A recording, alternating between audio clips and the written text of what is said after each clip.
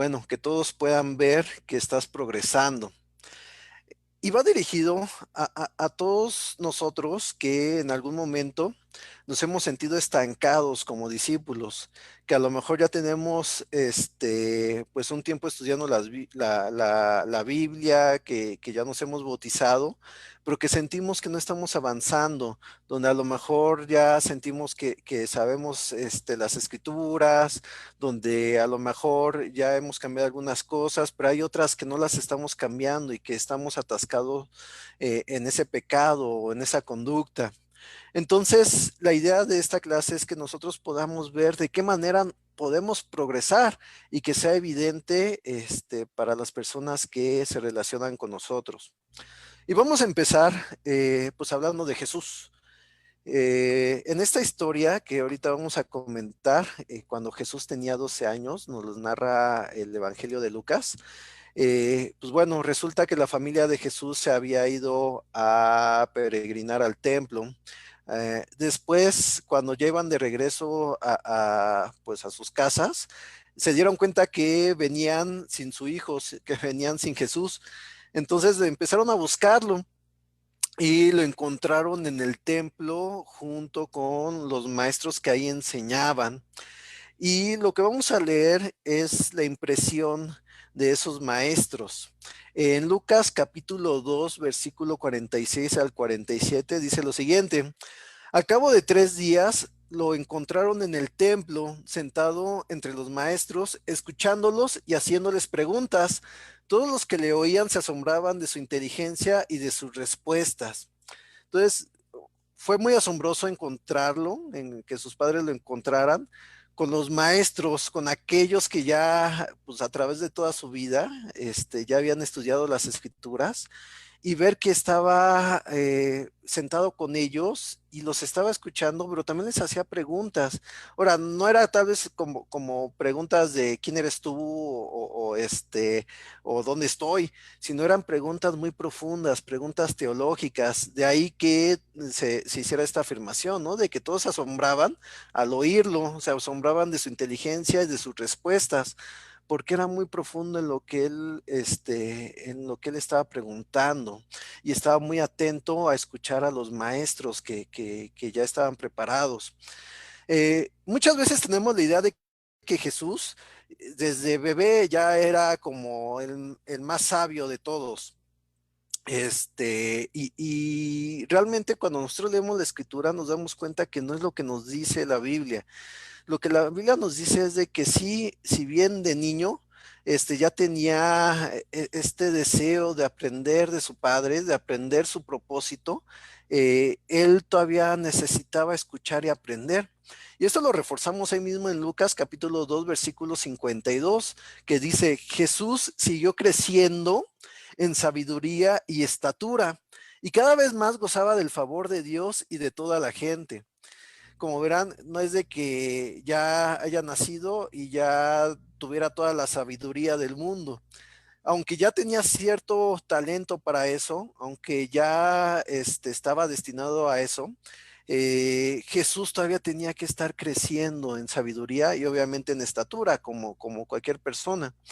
Esto es lo que nosotros nos estamos refiriendo al progreso de Jesús, para no quedar en una palabra ambigua como el crecer, porque muchas cosas pueden crecer, pero eso no significa que vayan a mejor. Progreso me estoy refiriendo a que va a ser un crecimiento hacia algo mejor, hacia, pues de un punto donde estabas, vas a ir a otro punto que va a ser mejor. Y también lo que nos dice la escritura es que como resultado de eso, de que Jesús crecía en sabiduría y estatura, pues bueno, también iba gozando del favor de Dios y de la gente, que es algo que también, pues, es como un principio, es como una consecuencia de que nosotros estemos creciendo. Vamos a ir gozando del favor de Dios y también de la gente. Aunque esto no se aplica en todos los casos, como por principio es algo que viene como resultado. Eh, y de ahí nos vamos a saltar 18 años a cuando Jesús va a comenzar su ministerio. Y antes de que comenzara su ministerio, Jesús va al desierto y es tentado por Satanás. Y vamos a leer precisamente esa parte del Evangelio para ir especificando algunas cosas. Esto lo encontramos en Mateo capítulo 4, versículo 1 al 4. Dice lo siguiente: luego el Espíritu llevó a Jesús al desierto para que el diablo lo sometiera a tentación. Después de ayunar 40 días y 40 noches, tuvo hambre. El tentador se le acercó y le propuso: si eres el Hijo de Dios, ordena a estas piedras que se conviertan en pan. Jesús le respondió: escrito está, no solo de pan vive el hombre, sino de toda palabra que sale de la boca de Dios. Vamos a parar aquí la narración y vamos a analizar un poco lo que estaba pasando. Recuerden lo que les decía, antes de comenzar Jesús su ministerio de 3 años, eh, él fue puesto a prueba. Ahora, resulta curioso, ¿no? Lo que pasa aquí, dice que el Espíritu lo llevó al desierto para que el diablo lo sometiera a tentación. ¿Y por qué? Pues bueno, Jesús iba a empezar con un ministerio que iba a cambiar el mundo y donde se iba a demostrar que él era el Hijo de Dios. Pero él, a través de ese ministerio, podría ser tentado de diferentes maneras. Entonces el Espíritu lo lleva a que sea tentado primeramente por Satanás, y para ver si ya estaba preparado para su ministerio y que demostrara lo que él ya había crecido en sabiduría. Entonces, pues bueno, es llevado al desierto, ayuna 40 días y 40 noches, que también esto tiene un significado, que no veremos ahorita, pero bueno, después de ese tiempo, Jesús tuvo hambre, empezó a tener hambre, y es cuando llega el tentador, se le acerca, y vean cómo se acerca a él, le dice: si eres el Hijo de Dios, así como que a ver si sí es cierto que eres el Hijo de Dios, desde ahí ya estaba la tentación, ordena que estas piedras se conviertan en pan. Ahora resulta curioso cómo contesta Jesús, porque él pudo haber argumentado muchísimas cosas de por qué no, o por qué sí, o se pudo haber puesto a pelear con Satanás, pero él simplemente dice: escrito está. Eh, y dice esta parte: no solo de pan vive el hombre, sino de toda palabra que sale de la boca de Dios. Ahora, escrito está ¿en dónde? Esto que dice Jesús, pues bueno, escrito está en las Escrituras. Eh, eh, Jesús ya había aprendido las Escrituras de memoria y no había necesidad de que él tal vez revisara qué era lo que decía una escritura en específico acerca de lo que de Satanás le estaba diciendo. Él ya lo tenía aquí, ya se lo sabía. Y esto que menciona está en Deuteronomio capítulo 8, versículo 3. Eh, y esto nos hace preguntarnos: ¿cómo contestó Jesús a la tentación del hambre físico? Pues con una escritura, escrito está. Eh, Ahora, esto nos hace preguntarnos a nosotros: ¿cómo contestamos cuando tenemos alguna necesidad física, cuando somos puestos a prueba con algo que necesitamos y que se nos ofrece de una manera que no le agrada a Dios? Primero, si nos damos cuenta que es de una manera que no le agrada a Dios, realmente en todo lo que se nos ofrece, nosotros pensamos en las escrituras, hacemos como lo hacía Jesús, que pensaba en las escrituras y se daba cuenta que era una tentación y sabía cómo responder ante esa tentación en el momento, en ese momento, porque ya se sabía las escrituras, o a veces ni siquiera nos damos cuenta y simplemente caemos. Hay que poner atención en esta parte: cómo contestaba Jesús. Siguen las pruebas. En Mateo capítulo 4 versículo 5 dice: luego el diablo lo llevó a la ciudad santa e hizo que se pusiera de pie sobre la parte más alta del templo y le dijo: si eres el Hijo de Dios, tírate abajo, porque escrito está: ordenará que sus ángeles te sostengan en sus manos para que no tropieces con piedra alguna. También está escrito: no pongas a prueba al Señor tu Dios, le contestó Jesús. ¿Qué es lo que vemos aquí? Una segunda prueba. Y lo que hace Satanás es algo muy, muy astuto. Lo pone en la parte más alta del templo, obviamente en Jerusalén, en la ciudad sagrada para los judíos.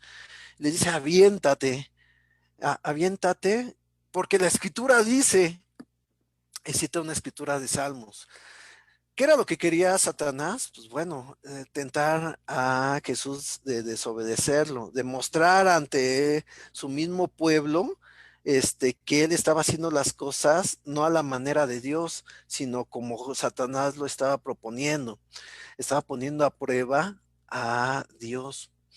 Entonces, lo que hace Jesús, pues contesta, también está escrito, y contesta con una escritura de Deuteronomio capítulo 6, versículo 16, no pongas a prueba al Señor tu Dios. Ahora resulta curioso esto, Satanás está citando una escritura. A veces nosotros creemos, por el simple hecho de que algo está escrito en la Biblia, de que las palabras están escritas en la Biblia, de que el simple hecho de citarlas o el simple hecho de decir, mira, lo dice la Biblia, estamos interpretando correctamente las escrituras y estamos haciendo lo que es correcto. Y lo que es cierto es de que Satanás es muy astuto, y esto es lo que hace y es lo que hizo con Jesús. Citó una escritura para tratar de convencer a Jesús de que era algo bueno, pero Jesús se sabía mejor las escrituras, sabía que lo que estaba haciendo Satanás estaba sacando una escritura fuera de su contexto, y sabía también el complemento de lo que decían las escrituras en otro libro: no pongas a prueba al Señor tu Dios. Esto nos hace preguntarnos, ¿cómo contestó Jesús a la tentación de poner a prueba a Dios? Pues bueno, con otra escritura. Se dan cuenta que empieza a haber un patrón. Jesús no se puso a discutir, es que lo que dices está mal, o yo creo que lo que dice la escritura es esto. No, él dice, pues también la escritura dice esto, y yo voy a obedecer esto.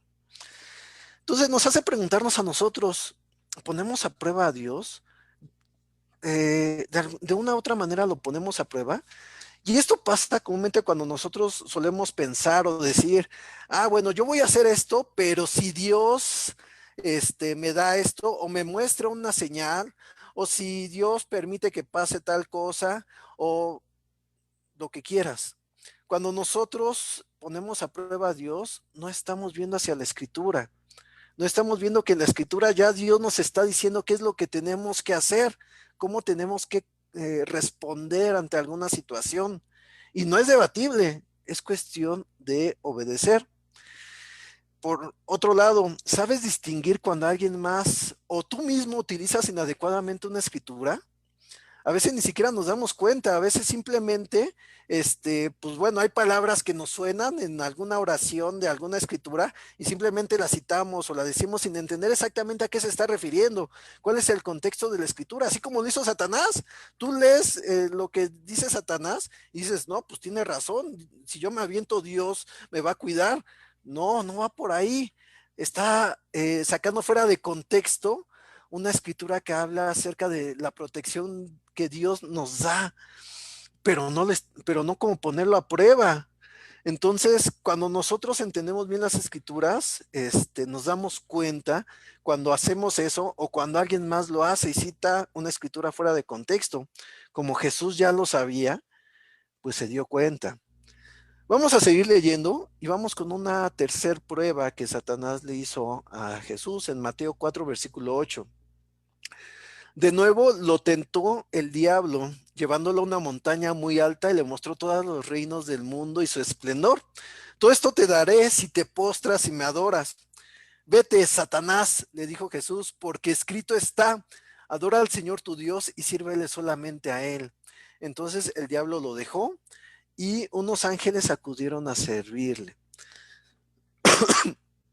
La última prueba que vemos en esta escritura.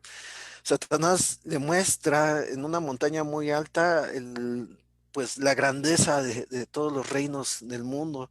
Dice, mira, todo esto va a ser tuyo si me adoras, si me sirves, si te postras ante mí. Pues Jesús no cae, o sea, él ya sabía quién era y lo que Dios realmente le estaba pidiendo. Y por eso sí te adora al Señor tu Dios y sírvele solamente a Él. Citó otra escritura, porque escrito está. Entonces, ¿qué fue lo que pasó? Pues Satanás se dio cuenta que ya no tenía oportunidad, lo dejó y vinieron ángeles a servirle. porque Jesús sabía que era lo que le correspondería. Pues, ¿cómo contestó Jesús también a esta tercera prueba? Pues no diferente a lo que hemos visto en las otras dos, porque escrito está. Él contestó con una escritura. No sabía que lo que Satanás le estaba proponiendo estaba muy mal. Aléjate, Satanás, vete, Satanás, porque esto es lo que dice la escritura. Entonces Jesús dominaba las escrituras y más que el ponerse a discutir o el ponerse a decir es que yo creo esto, él citaba la escritura porque sabía que era lo correcto y porque sabía que de ahí estaba la verdad. La pregunta hacia nosotros es, ¿solo adoras y le sirves a Dios con tus actos o adoras o sirves a Satanás? A veces ni siquiera nos damos cuenta que con nuestros actos no estamos obedeciendo a Dios y que Satanás se está alegrando, que está ahí al pendiente, pues de ver en qué momento caemos en la tentación o caemos en la manipulación, en el engaño. Y que ni siquiera nosotros nos percibimos o nos damos cuenta de que le estamos sirviendo a Él y no a Dios. Jesús se daba cuenta desde el principio. Y también sabes qué dicen las escrituras de cómo adorar y servir a Dios. A ver, a lo mejor ni siquiera nos damos cuenta qué es lo que nosotros nos corresponde hacer como creación e hijos de Dios. Cómo nosotros podemos adorar y servir a Dios. Eso también está en las escrituras y Jesús lo entendía muy bien. Pues bueno, ¿cuál es el patrón común que vimos en la contestación de Jesús? Escrito está. Jesús citaba siempre las escrituras, porque Jesús no es de que de repente se les haya ocurrido y dijo, ay, aquí están. Jesús se las sabía. Vemos que desde niño escuchaba a los maestros, vemos que desde niño él se preparó, fue algo que fue progresivo y que su madurez ya en esta preparación se vio en esta prueba que tuvo con Satanás. Y esto nos hace preguntarnos lo siguiente: ¿de dónde sacó Jesús tantos conocimientos? Si bien él estudió las escrituras para tenerlas siempre en la mente y estar perceptivo ante cualquier prueba o cualquier situación que esté pasando, pues bueno, viva conforme a la voluntad de Dios. Jesús mismo contesta también esta pregunta en algún momento que se le hicieron. Y es lo que vamos a leer. Juan capítulo 7, versículo 14 al 17 dice: Jesús esperó hasta la mitad de la fiesta para subir al templo y comenzó a enseñar. Los judíos se admiraban y decían, ¿de dónde sacó tantos conocimientos sin haber estudiado? Ahorita vamos con esa parte. Mi enseñanza no es mía, replicó Jesús, sino del que me envió. El que esté dispuesto a hacer la voluntad de Dios reconocerá si mi enseñanza proviene de Dios o si yo hablo por mi propia cuenta. ¿Ok? La gente se quedó admirada, decían, ¿cómo sabe tanto sin haber estudiado? Ahora, no significa que Jesús no hubiera estudiado las escrituras, sino más bien que no se haya preparado de manera formal con algún maestro judío o con algún maestro en filosofía que él le enseñara a interpretar las escrituras de acuerdo a su escuela de pensamiento. No, Jesús iba directamente a las escrituras. Y la gente se asombraba, ¿cómo es que entendía también las escrituras sin haber tenido esta preparación que les comento? Jesús responde, esta enseñanza no es mía. Lo que les estoy diciendo, lo que les estoy enseñando, no son mis pensamientos, sino más bien esta enseñanza viene de quien me envió, viene de mi Padre, viene de Dios. Ahora, ¿cómo nos damos cuenta si realmente viene de Dios lo que Él está diciendo o son puras ideas humanas? A lo mejor él se le ocurrió en algún momento alguna frase que iba a pegar y la dijo. ¿Cómo nosotros podemos distinguir si realmente viene de Dios? Pues bueno, Jesús dice, el que esté dispuesto a hacer la voluntad de Dios reconocerá si mi enseñanza proviene de Dios o si hablo por mi propia cuenta. Aquí esto tiene una implicación muy directa.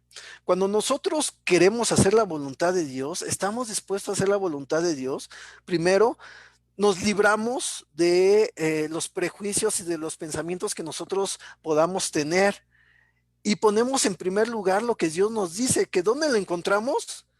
Exactamente, en las escrituras.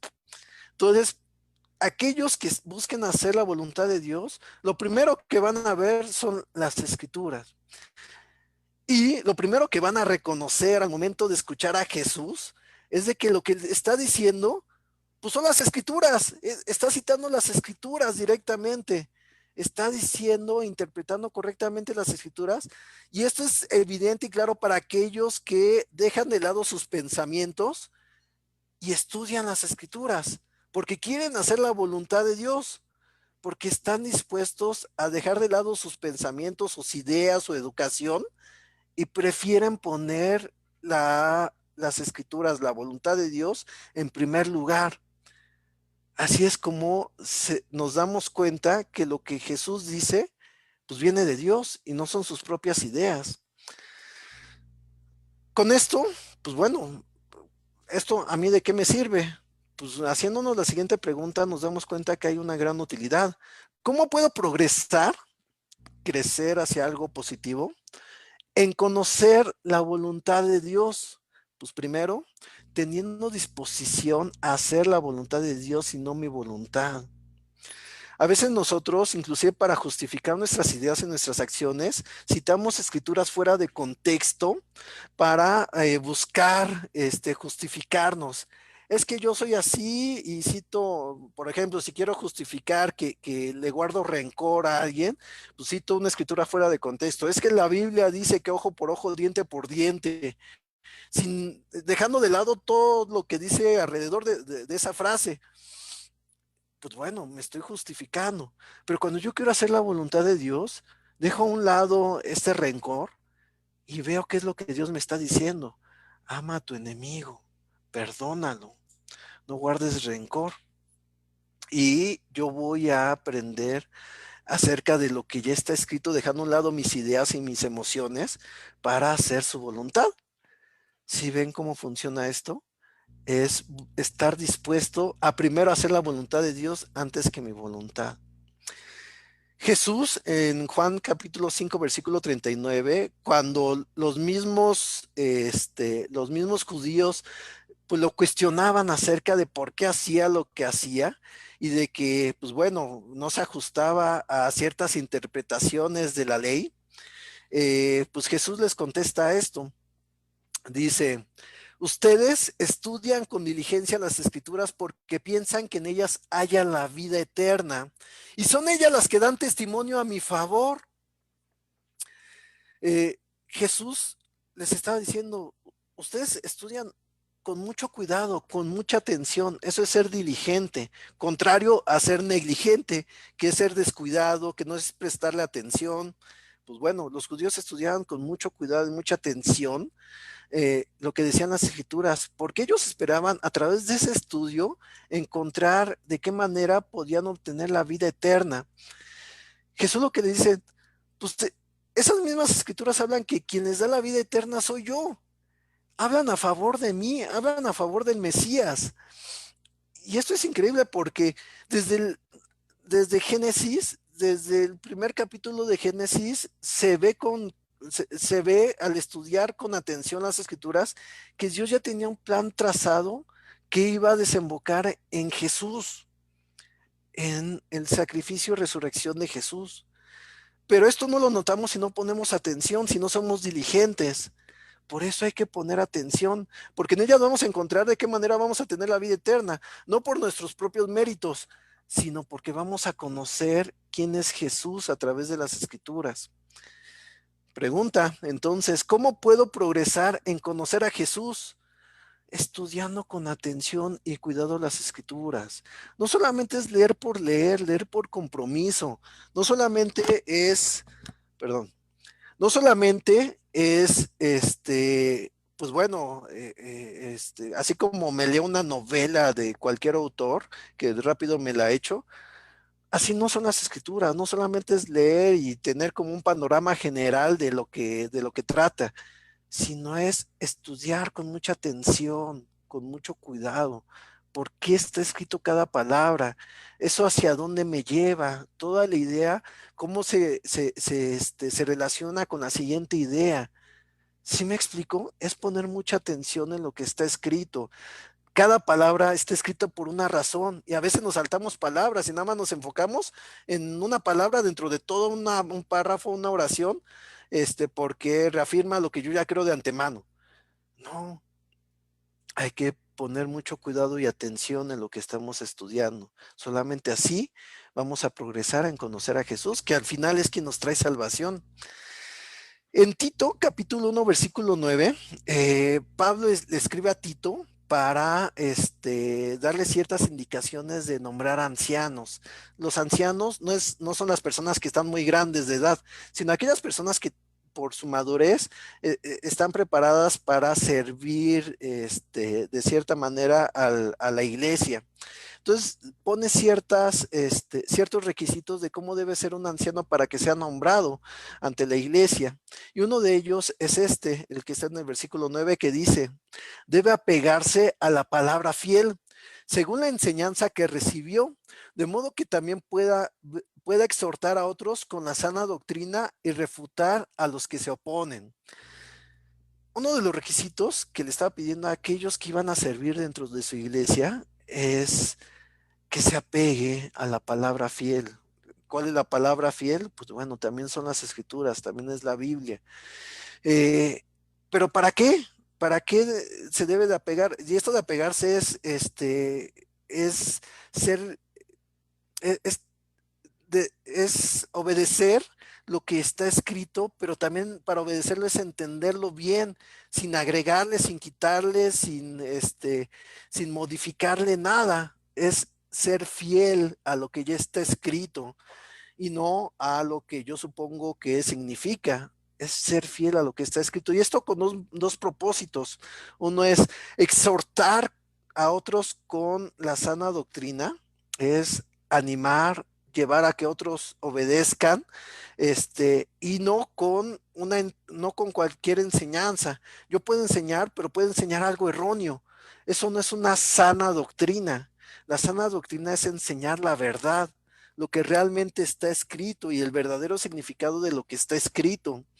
Eso es lo que se espera de alguien que sirve dentro de la iglesia, en cualquier ámbito, que enseñe con la sana doctrina, con la verdad que ya está escrita, interpretando correctamente, y eso es lo que se esperaba de los ancianos. Pero también tiene otro punto para refutar a los que se opongan. A veces no nos gusta discutir, a veces decimos, bueno, si la persona está equivocada, lo que dijo, lo dijo de todo corazón y con eso basta. No es así. Lo cierto es de que la Biblia nos enseña que si alguien está en un error, debemos refutarlo, no con el afán de demostrar quién tiene la verdad, sino con el afán de que no estemos equivocados, de que se vea con claridad qué es lo que Dios nos está enseñando y no se replique un error. Y de verdad, muchos de nosotros, yo incluyéndome, a veces por descuido y por negligencia, a veces enseño algo de mala, con un significado que no es el que dio el autor. Lo ideal es que aprendamos a corregirnos con amor, pero a refutarlo. ¿Y cómo nos vamos a dar cuenta primero que lo que estamos enseñando está incorrecto, es un error? Estudiando las escrituras, apegándonos a lo que dice la palabra y no a mis ideas. Así nos damos cuenta de que alguien está en un error en lo que dice o en su interpretación, pero también así lo podemos corregir, lo podemos refutar, que es lo que también nos pide. Entonces es exhortar a la sana doctrina y es refutar a los que se oponen. Pregunta para nosotros, ¿cómo puedo progresar en servir a Jesús? Pues bueno, apegándome a las escrituras para exhortar con la enseñanza correcta y refutar a los que se equivocan. Vamos a esta última escritura en segunda de Timoteo, capítulo 2, versículo 15. También Pablo le está escribiendo a Timoteo, que era quien estaba cuidando, estaba pastoreando de la iglesia de Éfeso, y le dice lo siguiente: esfuérzate por presentarte a Dios aprobado, como obrero que no tiene de qué avergonzarse y que interpreta rectamente la palabra de verdad. Esto es, Pablo le está diciendo, esfuérzate. Un esfuerzo no significa solamente el trabajo. Cuando, por ejemplo, hacemos ejercicio, pues podemos hacer pesas, pero llega un momento donde nuestro cuerpo se acostumbra. Y pues bueno, hacer por ejemplo 10 pesas, pues es normal y no pasa nada, ¿no? Eso ya no es un esfuerzo es ir más allá de lo que estoy acostumbrado, salir de una zona de confort donde yo voy a dar más de mí, me voy a esforzar, ¿y esto para qué? Para que Dios me apruebe como un obrero que no tiene de qué avergonzarse, como cuando tú en un trabajo, si eres, si eres un empleado, un godín, pues bueno, llega un momento donde le rindes cuentas a tu jefe de ahora qué hiciste o cómo, o cómo va avanzando el proyecto. Pues bueno, la idea es hacerlo así con Dios, pues bueno, va avanzando bien, todo va bien y con pruebas que no tiene de qué avergonzarse, de que está haciendo bien su trabajo. Alguien que no hace bien su trabajo, a veces ni siquiera quiere ver a su jefe porque, uy, me va a regañar. Lo que, lo que le dice Pablo a Timoteo es esfuérzate por presentarte como un trabajador que no tiene de qué avergonzarse. Y también que interpreta rectamente la palabra de verdad, que interpreta rectamente como se tiene que interpretar, con un solo corte, y de forma correcta. Entonces, si se dan cuenta, sí da este énfasis de que pues, se puede interpretar de mala manera, pero hay que esforzarnos también por interpretarla como es, con la interpretación correcta. Y esa pregunta también va hacia nosotros. ¿Cómo puedo progresar en ser un trabajador aprobado por Dios? Pues bueno, esforzándome para hacer bien mi trabajo e interpretando correctamente la escritura. Implica un esfuerzo y a veces no lo queremos hacer. A veces para estudiar bien una escritura tenemos que estarla leyendo muchas veces en diferentes versiones, estarla analizando, estar prestando la atención a cada palabra, ir a diccionarios bíblicos, ir a comentarios bíblicos, tenemos que hacer muchas cosas y no lo queremos hacer, no nos queremos esforzar. Pues bueno, va a llegar un momento en que le rindamos cuentas a Dios y a ver qué hiciste con lo que tenías. Si enseñaste la palabra de manera correcta o te pusiste cómodo. Perdón, falta otra escritura, esta es la última. Primera Timoteo, capítulo 4, versículo 15. Pablo le sigue diciendo a Timoteo: sé diligente en estos asuntos, entrégate de lleno a ellos, de modo que todos puedan ver que estás progresando. Ten cuidado de tu conducta y de tu enseñanza, persevera en todo ello, porque así te salvarás a ti mismo y a los que te escuchen. Vamos a hacer énfasis en lo que le está pidiendo Pablo a Timoteo. Ser diligente. Ya hablamos que ser diligente es prestar toda mi atención a lo que estoy haciendo. Dice, entrégate de lleno a ellos como parte de esta misma idea. Es algo que es importante y de lo cual necesitamos entregarnos. Ahora, ¿para qué? Para que todos puedan ver que estamos progresando. ¿Se acuerdan al principio que les hablé de un bache espiritual? Donde a lo mejor sentimos que ya sabemos de las escrituras, donde a lo mejor sentimos que ya no podemos cambiar ciertos pecados o demás. Pues bueno, es un autoengaño. Realmente lo que nos dice la Biblia es cuando nosotros somos diligentes y nos entregamos de lleno, vamos a estar progresando y es evidente para todos los que nos ven. Dice también, ten cuidado de tu conducta y de tu enseñanza.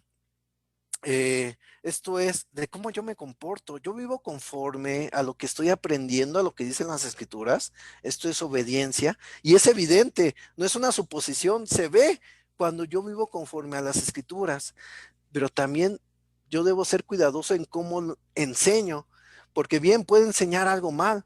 Ahora, enseñar no se trata de, por ejemplo, alguien que sube al púlpito a dar una escritura a toda la iglesia. Enseñar implica cuando tú das un consejo, cuando estás discipulando, cuando quieres animar a alguien, cuando quieres corregir a alguien, cuando estás entre amigos, entre familiares y dicen algo que es incorrecto y tú dices lo que es correcto. Eso es enseñar. Enseñar implica que si estás con discípulos y lo ves triste, les das las palabras indicadas. Eso es enseñar.